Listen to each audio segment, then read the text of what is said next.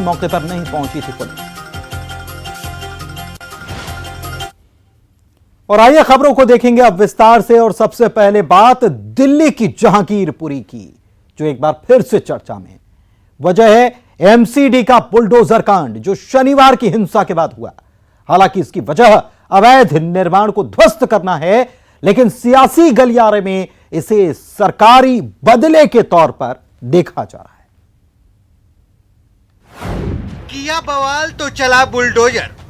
जितनी भी गली हैं उन तमाम गलियों पर फिलहाल एमसीडी के द्वारा इस प्रकार के एनक्रोचमेंट को हटाने के लिए ये एक बड़ा कदम उठाया गया है। चला बुलडोजर, बौखलाया विपक्ष। अगर दंगे रुकवाना है देश भर में, भारतीय जनता पार्टी के मुख्यालय पे बुलडोजर चलवा दो, दंगे रुक जाएंगे। अमित शाह के घर पे बुलडोजर चलवा दो, दंगे रुक जाएंगे।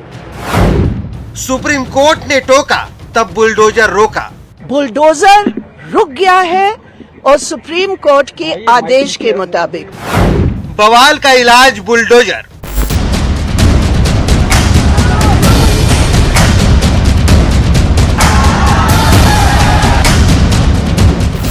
जवाब तलाशने से पहले इन तस्वीरों को देखिए और सुनिए दोनों पक्षों को। मतलब ये कि उनको भी जिन्हें बुलडोजर ने जख्म दिया है और उनको भी जिन्होंने बुलडोजर चलवाए हैं।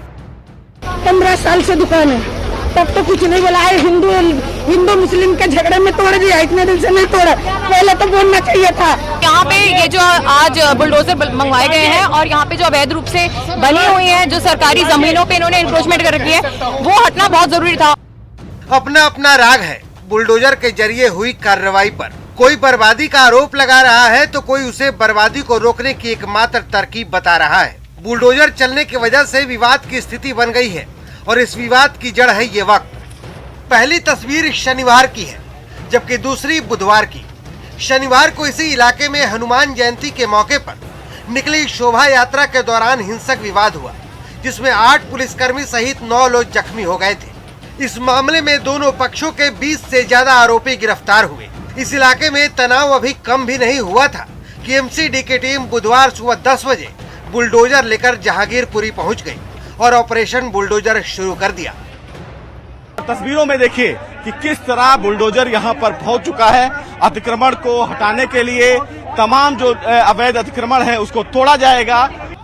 फिर क्या, इस कार्रवाई ने राजनीति रंग ले ली। विपक्ष के नेता सहित कई बड़े वकील सुप्रीम कोर्ट पहुंच गए। 11:15 बजे सुप्रीम कोर्ट ने इसे रोकने और यथास्थिति बनाए रखने का आदेश दिया। बावजूद इसके कार्रवाई नहीं रोकी गई। याचिकाकर्ता के ऐतराज पर सुप्रीम कोर्ट ने दोबारा दखल दिया और एमसीडी और दिल्ली पुलिस तक तुरंत ऑर्डर पहुंचाने का आदेश दिया।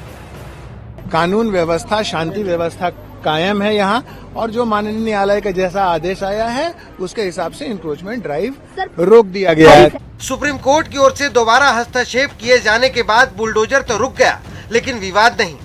धर्मांधता पर बुलडोजर चलाया जाना चाहिए, परंतु उन सब को छोड़कर बुलडोजर सत्ताधारी दल द्वारा केवल और केवल इंसानियत पर चलाया जा रहा है। आपको कोई अख्तियार नहीं है, आपने एक कम्युनिटी को टारगेट करके उनकी दुकानों को और उनके घर को आपने नुकसान पहुंचाया। न्याय की मूर्ति की जो तस्वीर हम देखा करते थे कि हाथ में तराजू, आंख पे पट्टी, अब उसको हटा करके बुलडोजर लगा दीजिए।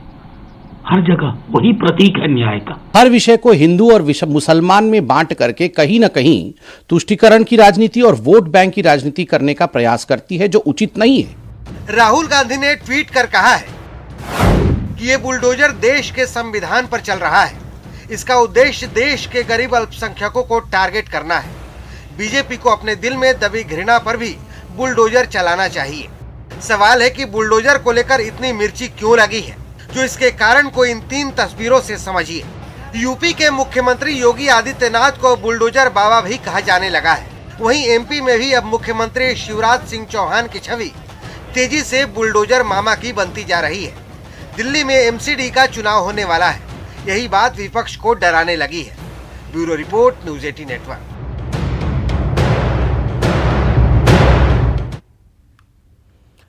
तो शनिवार से ही दिल्ली के जहांगीरपुरी इलाके में सरगर्मी तेज है। बुधवार को ही बुलडोजर की कार्रवाई की वजह से सियासत और तेज हो गई है। चलिए अब हिंसा की सच्चाई देख लीजिए, जरा देखिए इन तस्वीरों को और समझिए इसके मजमून को। इस वीडियो को दिल्ली पुलिस की ओर से जारी किया गया आज शनिवार का, और इस वीडियो में जहांगीरपुरी हिंसा की कलई खोलकर सामने आ गई। देखिए कैसे एक मासूम सा बच्चा इस हिंसा के खिलाफ सवाल उठा रहा है। मां से पूछ रहा है कि अम्मी ऐसा रोज रोज क्यों हो रहा है, अरे पत्थर क्यों बरस रहे हैं। तो अम्मी ये जवाब देती हैं कि ये सारे हिंदू हैं। और देखिए और समझिए, कहते हैं कि मजहब नहीं सिखाता आपस में बैर करना, फिर अम्मी क्यों सिखा रही हैं हिंदुओं के खिलाफ बैर करना, हिंदुओं पर हमला करना। ये तस्वीरें उन तमाम सवालों का जवाब हैं जो विपक्ष की ओर से लगातार उठाए जा रहे हैं। तस्वीरों में साफ दिख रहा है कि शोभा यात्रा के पिछले हिस्से पर हमला किया गया। इन तस्वीरों में चीखने और चिल्लाने की आवाज भी कैद है। अरे अम्मी को क्यों कर रहे रोज में ऐसा?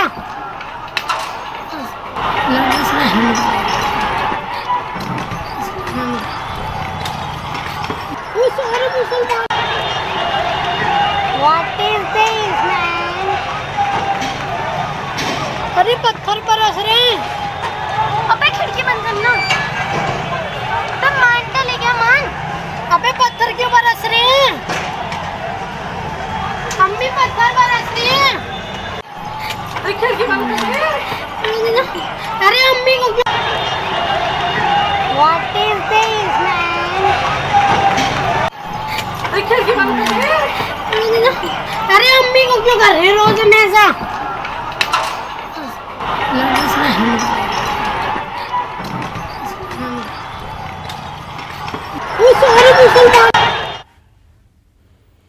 खरगोन में कल भी कर्फ्यू रहने वाला है और 21 अप्रैल को कर्फ्यू लगा रहेगा। सुबह 8 से 12 बजे तक छूट जरूर मिलेगी, यानी कि वक्त दिया गया सुबह 8 से 12 बजे तक। कपड़ा और ज्वेलरी की दुकान भी अब खुल पाएंगी। बैंक और पोस्ट ऑफिस भी उनको छूट रहेगी। पेट्रोल पंप पर भी, पेट्रोल पंप पर छूट लागू नहीं होगी। मेडिकल, दूध, फल, सब्जी, किराना, इलेक्ट्रिक और इलेक्ट्रॉनिक के साथ इलेक्ट्रिक रिपेयरिंग, बर्तन दुकान, हार्डवेयर मटेरियल, मिष्ठान, नमकीन, सैलून, खाद बीज, आटा चक्की, वाहनों पर प्रतिबंध जारी है।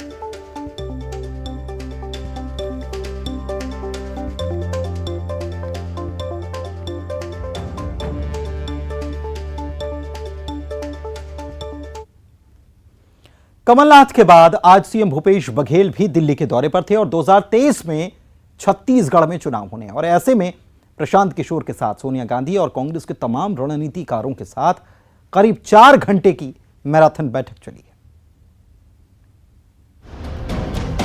5 राज्यों के चुनावी नतीजों के बाद कांग्रेस खेमे में खलबली मची थी, लेकिन जब से प्रशांत किशोर की एंट्री हुई है, कांग्रेस अध्यक्ष सोनिया गांधी पार्टी में नई जान डालने के लिए सक्रिय हो चुकी हैं। 10 जनपद में लगातार बैठकों का सिलसिला चल रहा है। चुनावी रणनीतिकार प्रशांत किशोर के फॉर्मूले और कांग्रेस की एंट्री पर मंथन चल रहा है, तो सोनिया गांधी लगातार संगठन में बदलाव भी कर रही हैं। मिशन 2024 तो सबसे बड़ा है, लेकिन इसके पहले कांग्रेस के सामने मिशन 2023 भी है। मध्य प्रदेश, छत्तीसगढ़ और राजस्थान में अगले साल चुनाव होने हैं और कांग्रेस किसी भी कीमत पर राजस्थान और छत्तीसगढ़ में सत्ता गंवाना नहीं चाहती। इसीलिए मिशन 2023 के लिए सीएम बघेल आज दिल्ली में थे। सोनिया गांधी के आवास पर करीब 5 घंटे मैराथन बैठक चली। अभी लगातार बैठकों का दौर चल रहा है, उसमें आज मुझे भी बुलाया गया था और बहुत लंबी चर्चा हुई है।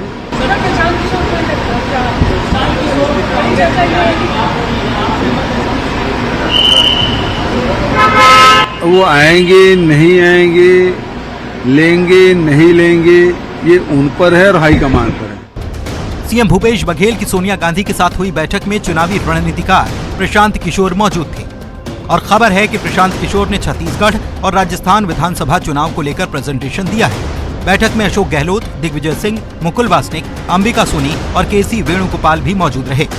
पार्टी लीडरशिप के बीच ये चौथे दौर की बैठक हुई थी, जिसमें पीके ने उन राज्यों में रणनीति को लेकर प्रेजेंटेशन दिया जहां पर लोकसभा चुनाव से पहले विधानसभा के चुनाव होने हैं। कांग्रेस खेमे में अगले कुछ और दिनों तक मंथन का दौर जारी रहेगा। हमारे दोनों आदरणीय मुख्यमंत्री राजस्थान और छत्तीसगढ़ संगठन को और प्रभावी बनाने, लोगों से जोड़ने, लोगों की आकांक्षाओं पर खरा उतरने, जरूरी बदलाव करने बारे उनके सुझाव लेना भी आवश्यक है, क्योंकि उन्हें बतौर प्रदेश कांग्रेस कमेटी के अध्यक्ष और बतौर मुख्यमंत्री, और अशोक गहलोत जी तो संगठन में महासचिव, संगठन प्रभावी के तौर पर भी लंबे अरसे तक रहे हैं। इसलिए आज उन दोनों मुख्यमंत्रियों से भी इस बारे मंत्रणा की गई। ये मंत्रणा पिछले 3 दिन से लगातार जारी है। हमें उम्मीद है कि अगले 24 से 48 घंटे में हम इस चर्चा को संपूर्ण कर पाएंगे। वहीं बैठकों के सिलसिले के बीच खबर आ रही है कि 14 मई से कांग्रेस राजस्थान के उदयपुर में चिंतन शिविर का आयोजन करेगी। 14 से 16 मई तक होने वाले कांग्रेस के 3 दिवसीय राष्ट्रीय चिंतन शिविर में लगातार मिलने वाली हार की वजह तलाशने और आने वाले चुनावों की रणनीति को लेकर गहन मंथन होगा। इसके अलावा इस साल गुजरात चुनाव और अगले साल होने वाले राजस्थान समेत 4 राज्यों के चुनाव पर फोकस रहेगा। Bureau report, news 18, Madhya Pradesh, Chhattisgarh. Congress को फिर खड़ा करने के लिए टिप्स दे रहे प्रशांत किशोर क्या अब एमपी में भी मोर्चा संभालेंगे? और सवाल यह भी कि क्या प्रशांत किशोर के फॉर्मूले पर ही कांग्रेस 2023 का चुनाव लड़ेगी? हालांकि इन सवालों के बीच नरोत्तम मिश्रा का यह बयान कि पीके कांग्रेस को धराशायी करके ही जाएंगे।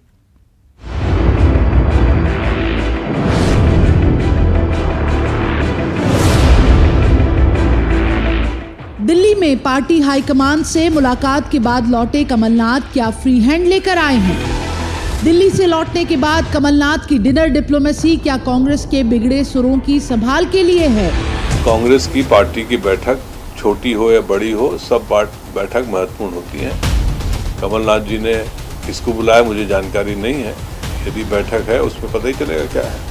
तो सर क्या कहा जाए, 2023 के पहले का चुनावी सियासी जमावट कह सकते हैं इसको?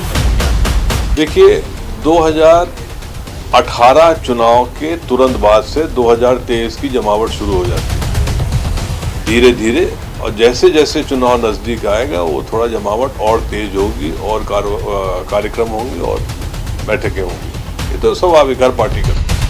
सियासी गलियारों में उठ रही चर्चाएं, क्या वाकई प्रशांत किशोर कांग्रेस ज्वाइन करेंगे? क्या सबसे पहले एमपी में एक्टिव होंगे प्रशांत किशोर? कमलनाथ की पार्टी के अलग अलग धड़ों को एकजुट करने की कवायद क्या उसी के मद्देनजर है? इस संदर्भ में सारे निर्णय हमारे नेता माननीय कमलनाथ जी को लेना है। वो क्या निर्णय लेंगे पार्टी हित में, वो हम सब स्वीकार करेंगे। और अभी तो हमारे पास एक पीके प्रवीण कक्कर साहब हैं ही। बीजेपी तो करिए चाहे पी के आ जाए चाहे खा के आ जाए, कुछ नहीं होने वाला। बीजेपी खुद इतना खा और पी चुकी है कि अब उसे कांग्रेस के पीके पर टिप्पणी करने का अधिकार नहीं है। हालांकि गृह मंत्री नरोत्तम मिश्रा ने कमलनाथ से लेकर प्रशांत किशोर तक सब पर तंज किया है और कहा है कि अगर आ ही गए तो कांग्रेस को धराशायी करके जाएंगे प्रशांत किशोर। पीके आए हैं तो इस बार कांग्रेस को लिटा के जाएंगे जो जाए। अब जहाँ तक कमलनाथ की बात है तो उनके बारे में मैं क्या कहूँ, बुजुर्ग हैं, पर जो जनता से नहीं सीखे अब उन्हें सिखाएंगे पीके। कमलनाथ दिग्विजय सिंह सभी उसको उसीलिए तो आज बैठक बुलाई है। उनसे जो सीख के आए हैं अब वो बताएंगे, बाकी तो बताने को अब कुछ बता नहीं। कांग्रेस के अंतरिम अध्यक्ष सोनिया गांधी के साथ हुई कमलनाथ और दिग्विजय सिंह की बैठक में क्या एमपी को लेकर चुनावी रणनीति तैयार हुई है? क्या 2023 में होने वाले विधानसभा चुनाव में पार्टी प्रशांत किशोर के फॉर्मूले पर चलेगी? अगले कुछ दिनों में तस्वीर साफ हो पाएगी। भोपाल में मनोज राठौर के साथ bureau report, news 18 Madhya Pradesh, Chhattisgarh. आगे बढ़ते हैं। उमा भारती को भाया है योगी मॉडल और उन्होंने कर दिया है ट्वीट कि एमपी में भी इसी तरह का फैसला लिया जाना चाहिए। रात को 10 बजे से लेकर सुबह 7 बजे तक माइक की आवाज पर सख्त नियंत्रण होना चाहिए। उमा की मांग है कि यूपी की तरह एमपी में भी सार्वजनिक कार्यक्रमों के लिए लाउड स्पीकर की मंजूरी शर्त के साथ मिले।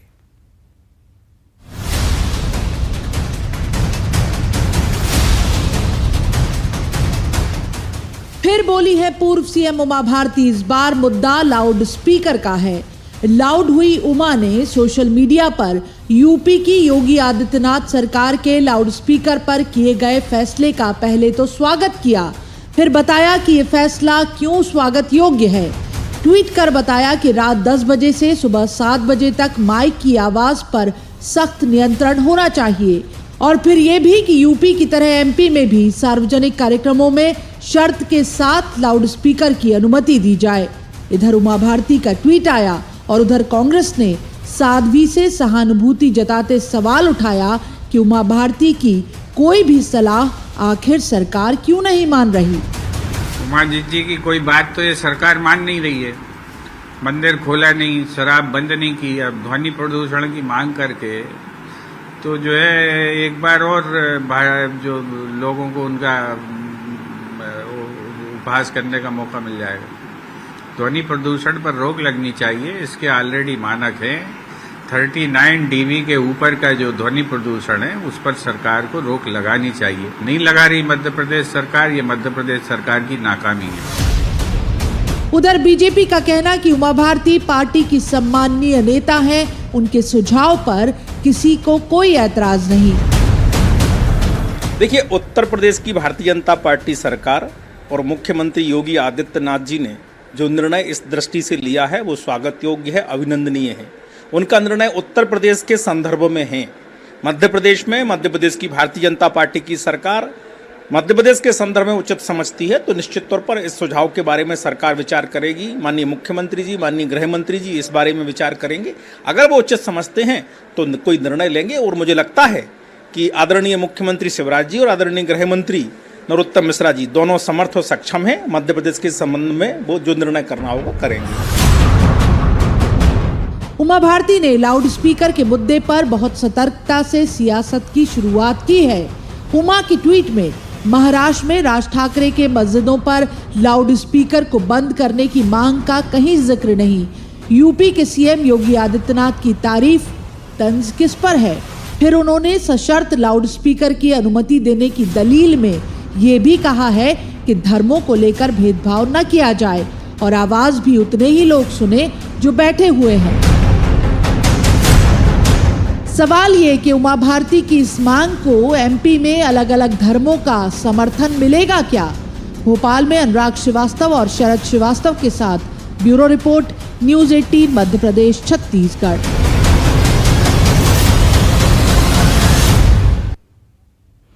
दमोह के तेजगढ़ की बात करते हैं। यहाँ शादी समारोह में दलित वर्ग के दूल्हे के घोड़ी चढ़ने के लिए प्रशासन को सुरक्षा के इंतजाम करने पड़े। दलित युवक के घोड़ी चढ़ने पर दूसरे समाज की तरफ से विरोध देखने को मिला। दमोह के तेजगढ़ के सागोरिया गांव का मामला है, जहां पर 23 साल के नीरज अहिरवार की शादी हो रही थी और घोड़ी चढ़ने का दूसरे समाज के लोगों ने विरोध कर दिया। इसके बाद दूल्हे ने सोशल मीडिया पर वीडियो शेयर किया और प्रशासन से मदद की गुहार लगाई। पुलिस प्रशासन ने इस पर फौरन संज्ञान लिया और दूल्हे के गांव में भारी पुलिस बल तैनात किया। जिले के कलेक्टर एस कृष्ण चैतन्य और एसपी डी.आर. टेनीवाल खुद गांव पहुंचे और पूरे गांव का दौरा किया। इस दौरान धार्मिक स्थलों का निरीक्षण किया गया, जहां दूल्हे नीरज अहिरवार को रस्मों के लिए जाना था। नीरज अहिरवार बीएससी नर्सिंग के सेकेंड ईयर के स्टूडेंट हैं।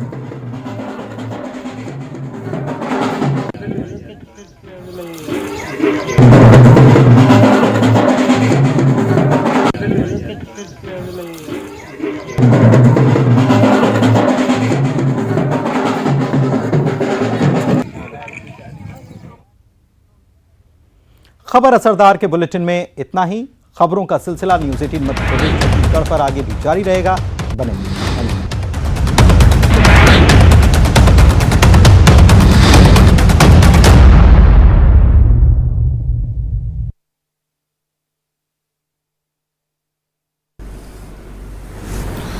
आज भी लगभग 6 करोड़ 59 लाख रुपए की राशि के किस्त का भुगतान किया गया। 2 करोड़ 97 लाख रुपया गोबर विक्रेताओं को, जो कि जैसा कि अभी एपीसी साहब ने बताया कि सबके प्रयास से गर्मी के बावजूद भी जहां जानवर को खुले छोड़ देते हैं उसके बावजूद भी गोबर क्रय में वृद्धि हुई है। तो ये बताता है कि सभी हमारे मैदानी अधिकारी, कर्मचारी, साथ ही गौपालक और गौठान समिति की सक्रियता से ये वृद्धि हुई है। ये ऐसी योजना कि 15 दिन में पैसा मिल जाता है, भुगतान हो जाए। दूसरी बात यह है कि 2 साल भी पूरा नहीं हुआ है और लगभग 8,000 से अधिक गौठान हम लोग सक्रिय कर लिए हैं। शुरुआत में रजिस्ट्रेशन किसानों के, जो गोबर विक्रेताओं के, लाख से 1.5 लाख, 2 लाख, अब 3 लाख गौपालकों ने रजिस्ट्रेशन कराया है। 2,11,000 लोग विक्रय कर रहे हैं। इसका मतलब ये है कि लोग इस योजना का लाभ लोगों ने लेना शुरू किया। स्व सहायता समूह के जो बहनें हैं उसकी शिकायत ये थी कि भुगतान विलम्ब से हो रहा है, लेकिन अब कोऑपरेटिव बैंक से सीधा जैसे ही आप वहाँ जमा करते हैं वैसे ही वो राशि का भुगतान हो जाएगा। ये व्यवस्था करने के बाद 15 दिन के भीतर वो भी वर्मी कंपोस्ट जहाँ आप निर्माण किए तो 15 दिन के अंदर में उसका भी भुगतान होगा। गौठान समितियाँ 3,000 स्वावलंबी हो गए, ये बड़ी उपलब्धि है। मतलब जो हम लोग सोचे थे कि स्वावलंबन की ओर बढ़े, तो यदि 8,000 में से 3,000 से अधिक गौठान यदि सक्रिय स्वावलंबी हो गए तो ये बड़ी सफलता है। कुछ और गौठान समिति के साथ ही उसमें झिझक रहे। बैतूल में उज्ज्वला योजना को अधिकारी लगा रहे पलीता, प्रशासनिक अव्यवस्था से